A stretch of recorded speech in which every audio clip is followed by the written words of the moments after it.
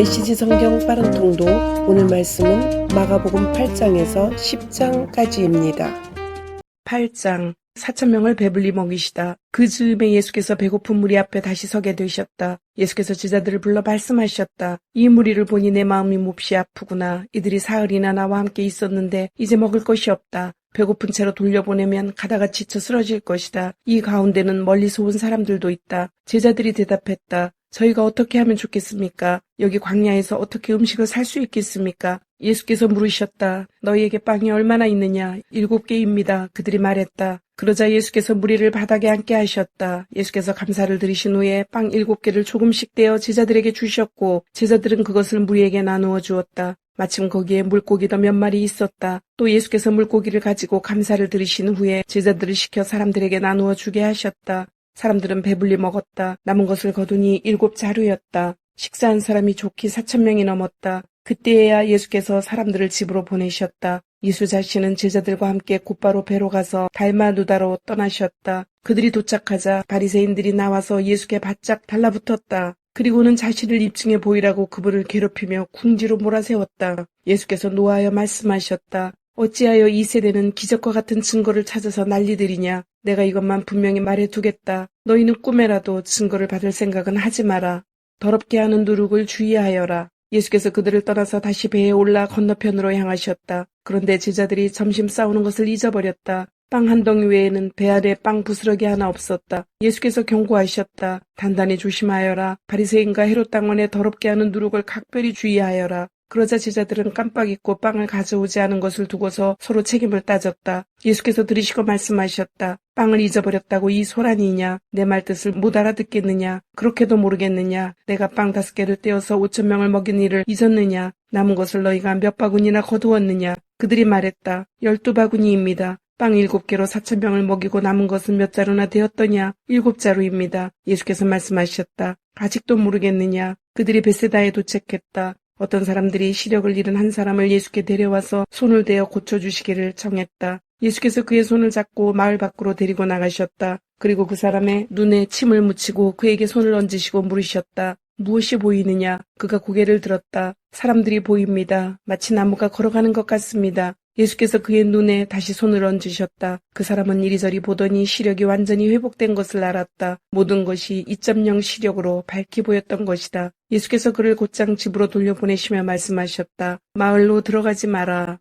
주님은 메시아이십니다. 예수와 제자들이 빌립보의 가이사라 근방에 있는 마을들로 향했다. 걸어가면서 예수께서 물으셨다. 사람들이 나를 누구라고 하더냐? 그들이 말했다. 세리자 요한이라고 하는 사람들도 있고 엘리야라고 하는 사람들도 있고 예언자 가운데 한 사람이라고 하는 사람들도 있습니다. 그러자 예수께서 물으셨다. 그러면 너희는 나를 누구라고 말하겠느냐? 내가 누구냐? 베드로가 대답했다. 주님은 그리스도 곧 메시아이십니다. 예수께서는 그것을 비밀로 하되 아무에게도 입 밖에 내지 말라고 경계하셨다. 그러고는 그들에게 다음 일을 설명하기 시작하셨다. 이제부터 인자는 처참한 고난을 받고 장로와 대제사장과 종교학자들에게 재판에서 유죄를 선고받아 죽임을 당하고 사흘 후에 다시 살아나야 한다. 예수께서는 이 말씀을 그들이 놓치지 않도록 쉽고 분명하게 말씀해 주셨다. 그러나 베드로가 예수를 붙들고 항의했다. 예수께서는 어떻게 받아들여야 할지 몰라서 머뭇거리고 있는 제자들을 돌아보시고 베드로를 꾸짖으셨다. 베드로야, 썩 비켜라. 사탄아, 물러가라. 너는 하나님이 어떻게 일하시는지 조금도 모른다. 예수께서 제자들과 함께 무리를 옆에 불러놓고 말씀하셨다. 누구든지 나와 함께 가려면 내가 가는 길을 따라야 한다. 결정은 내가 한다. 너희가 하는 것이 아니다. 고난을 피해 달아나지 말고 오히려 고난을 끌어안아라. 나를 따라오너라. 그러면 내가 방법을 일러주겠다. 자기 스스로 세우려는 노력에는 아무 희망이 없다. 자기를 희생하는 것이야말로 너희 자신 곧 너희의 참된 자아를 구원하는 길이며 나의 길이다. 원하는 것을 다 얻고도 참된 자기 자신을 잃으면 무슨 유익이 있겠느냐? 너희 목숨을 무엇과 바꾸겠느냐? 너희 가운데 누구든지 변덕스럽고 중심 없는 친구들과 사귀면서 나와 너희를 인도하는 내 방식을 부끄러워하면 인자도 아버지 하나님의 모든 영광에 쌓여 거룩한 천사들을 거느리고 올 때 그를 더 부끄럽게 여길 줄로 알아라. 9장. 예수께서 이렇게 쐐기를 박으셨다. 이것은 믿을 수 없는 훗날의 이야기가 아니다. 여기 서 있는 너희 가운데 그렇게 되는 것을 볼 사람들도 있다. 그들은 하나님 나라가 위엄 있게 임하는 것을 볼 것이다.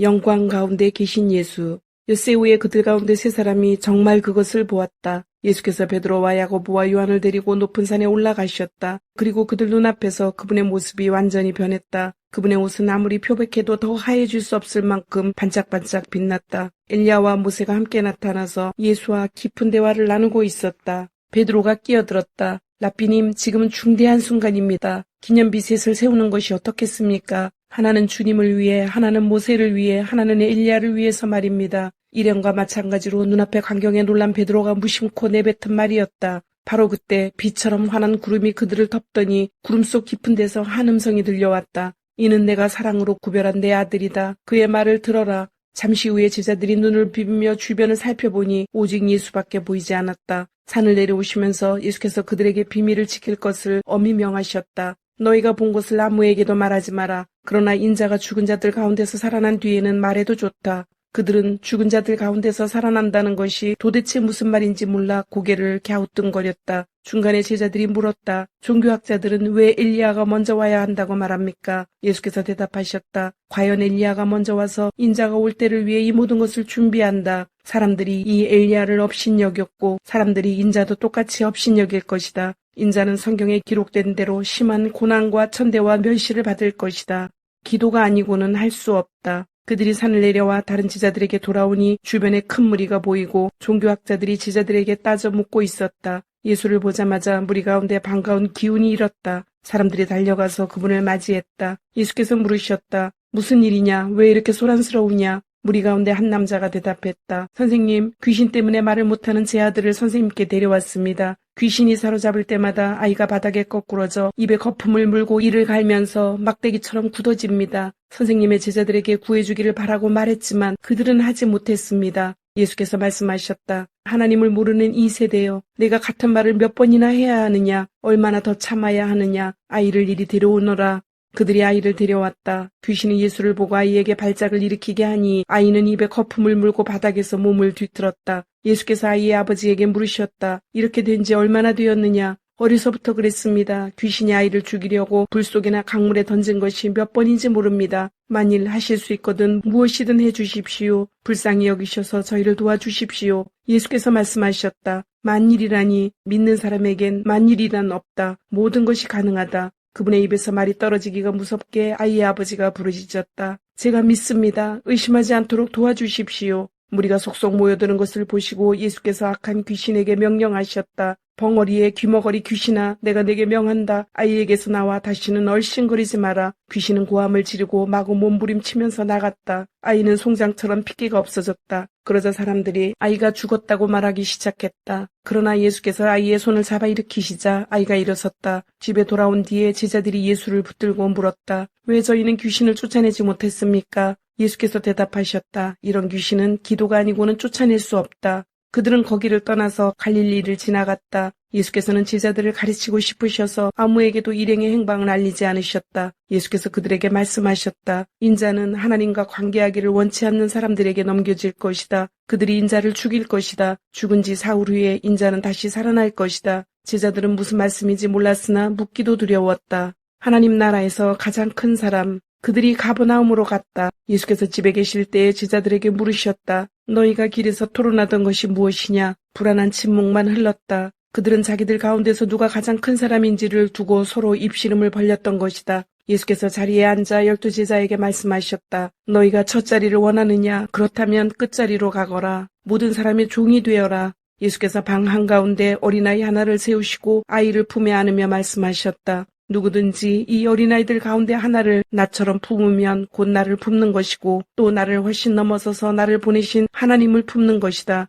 요한이 입을 열었다. 선생님, 어떤 사람이 주님 이름으로 귀신을 쫓아내는 것을 보고 우리가 막았습니다. 그가 우리에게 속한 사람이 아니어서 그렇게 했습니다. 예수께서 기뻐하지 않으셨다. 그를 막지 마라. 내 이름으로 선하고 능력 있는 일을 하고서 바로 나를 깎아내릴 사람은 없다. 그가 적이 아니라면 곧 우리 편이다. 누구든지 내 이름으로 너희에게 물 한 잔만 주어도 그는 우리 편이다. 하나님이 반드시 알아주실 것이다. 그러나 너희가 어린아이처럼 순진하게 믿는 이들 중에 하나를 괴롭히고 못살게 굴거나 그들의 믿음을 이용하면 너희는 곧 후회하게 될 것이다. 차라리 너희 목에 맷돌을 달고 호수 한복판에 뛰어드는 편이 낫다. 내 손이나 발이 하나님께 방해가 되거든 찍어내버려라. 손이나 발이 없더라도 살아있는 것이 두 손과 두 발을 보란듯이 가지고서 영원히 불타는 용광로 속에 있는 것보다 낫다. 또 내 눈이 너를 하나님에게서 멀어지게 하거든 뽑아버려라. 한눈으로 살아있는 것이 지옥불 속에서 2.0 시력을 발휘하는 것보다 낫다. 머지않아 모든 사람이 재련의 불 속을 지나겠지만 너희는 영원한 불꽃으로부터 보호받고 보존될 것이다. 너희는 스스로 보존하는 자가 되어라. 평화를 지키는 자가 되어라.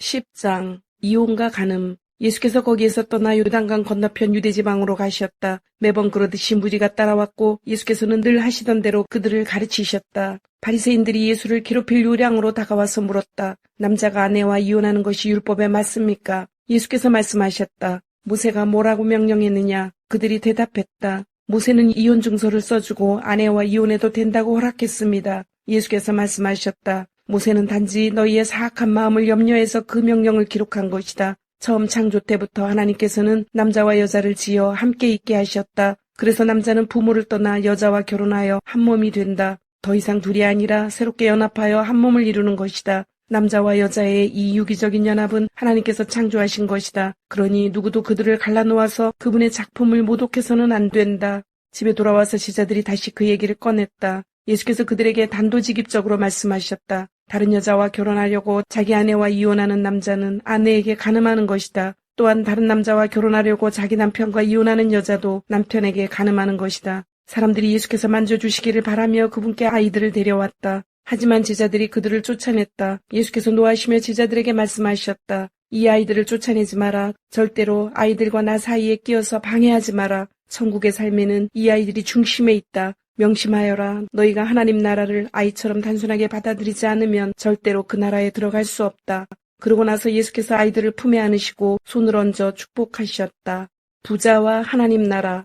예수께서 길을 나서는데 한 사람이 달려와서 정중하게 그분을 맞으며 물었다. 선하신 선생님, 제가 무엇을 해야 영원한 생명을 얻겠습니까? 예수께서 말씀하셨다. 어째서 나를 선하다고 하느냐? 오직 하나님 한 분 외에는 선하신 분이 없다. 계명에 살인하지 마라, 간음하지 마라, 도둑질하지 마라, 거짓말하지 마라, 속이지 마라, 내 부모를 공경하라 하지 않았더냐? 그가 말했다. 선생님, 그 계명들은 제가 어려서부터 다 지켰습니다. 예수께서 그의 눈을 주목하여 보시더니 그를 사랑스럽게 여기셨다. 예수께서 말씀하셨다. 하나 남은 것이 있다. 가서 네가 가진 것을 다 팔아서 가난한 사람들에게 주어라. 그러면 내 모든 부가 하늘에 쌓아두는 부가 될 것이다. 그런 다음 와서 나를 따라라. 그 사람의 얼굴이 어두워졌다. 그가 전혀 예상치 못한 말이어서 그는 무거운 마음으로 예수를 떠나갔다. 그는 많은 것을 움켜쥐고 있었고 그것을 놓을 마음이 없었다. 예수께서 제자들을 보며 말씀하셨다. 많이 가진 사람이 하나님 나라에 들어가는 것이 얼마나 어려운지 아느냐. 제자들은 들으면서도 그 말이 믿어지지 않았다. 예수께서 계속해서 말씀하셨다. 얼마나 어려운지 너희는 상상도 못할 것이다. 내가 말하는데 부자가 하나님 나라에 들어가는 것보다 낙타가 바늘귀로 지나가는 것이 더 쉽다. 그 말에 제자들이 크게 당황했다. 그러면 어느 누가 가만히 있겠습니까? 그들이 물었다. 예수께서 잘라 말씀하셨다. 너희 힘으로 해낼 수 있다고 생각하면 전혀 가망이 없다. 그러나 하나님께 맡기면 얼마든지 가능한 일이다. 베드로가 다른 시각에서 이야기를 꺼냈다. 우리는 모든 것을 버리고 주님을 따랐습니다. 예수께서 말씀하셨다. 내 말을 명심하여라. 나와 메시지 때문에 집과 형제자매와 부모와 자식과 땅과 그 어떤 것을 희생하고도 손해볼 사람은 아무도 없다. 그들은 그 모두를 받되 여러 배로 돌려받을 것이다. 다만 어려움도 함께 받을 것이다. 영원한 생명도 덤으로 받을 것이다. 다시 한번 말한다. 이것은 위대한 반전이다. 먼저였으나 나중되고 나중이었으나 먼저 될 사람이 많을 것이다. 다시 그들은 예루살렘으로 향했다. 예수께서 앞장서셨고 제자들은 적잖이 당황스럽고 두려운 마음으로 그분을 따르고 있었다. 예수께서 12 제자를 데려다가 이후에 있을 일을 되풀이해서 말씀하셨다. 내 말을 잘 들어라. 우리는 지금 예루살렘으로 올라가는 길이다. 그곳에 가면 인자는 종교 지도자와 학자들에게 넘겨질 것이다. 그들은 인자에게 사형을 선고할 것이다. 그리고 인자를 로마 사람에게 넘겨주어 조롱하고 침뱉고 고문하고 죽일 것이다. 그러나 사흘 후에 인자는 다시 살아날 것이다. 인자는 섬기러 왔다. 세베대의 두 아들인 야고보와 요한이 예수께 다가왔다. 선생님, 우리에게 꼭 해주셨으면 하는 일이 있습니다. 무엇이냐? 내가 할 만한 일인지 보자. 그들이 말했다. 주님께서 영광을 받으실 때 우리에게도 최고 영광의 자리를 주셔서 하나는 주님 오른편에 하나는 주님 왼편에 있게 해주십시오. 예수께서 말씀하셨다. 너희는 너희가 무엇을 구하는지 모른다. 너희는 내가 마시는 잔을 마시고 내가 받을 세례를 받을 수 있겠느냐? 그들이 말했다. 물론입니다. 왜 못하겠습니까? 예수께서 말씀하셨다. 생각해보니 너희는 과연 내가 마시는 잔을 마시고 내가 받을 세례를 받을 것이다. 그러나 영광의 자리를 주는 것은 내 소관이 아니다. 그것과 관련해서는 다른 조치가 있을 것이다. 다른 열제자가 이 대화를 듣고 야고보와 요한에게 분통을 터뜨렸다. 예수께서 그들을 불러놓고 바로잡아 주셨다. 하나님을 모르는 통치자들이 얼마나 위세를 부리는지, 사람들이 작은 권력이라도 얻으면 거기에 얼마나 빨리 취하는지 너희는 보았다. 너희는 그래서는 안 된다. 누구든지 크고자 하면 섬기는 사람이 되어야 한다. 너희 가운데 누구든지 첫째가 되고자 하면 먼저 종이 되어야 한다. 인자가 한 일이 바로 그것이다. 인자는 섬김을 받으러 온 것이 아니라 섬기러 왔다. 죄의 포로로 사로잡힌 많은 사람들을 살리기 위해 자기 목숨을 내어주려고 왔다. 그들은 여리고에서 얼마 동안 머물렀다. 지자들과 사람들의 행렬이 뒤따르고 예수께서 그곳을 떠나시려는데 디메오의 아들인 바디메오라는 눈먼 거지가 길가에 앉아 있었다. 그는 나사렛 예수가 지나간다는 말을 듣고는 소리치기 시작했다.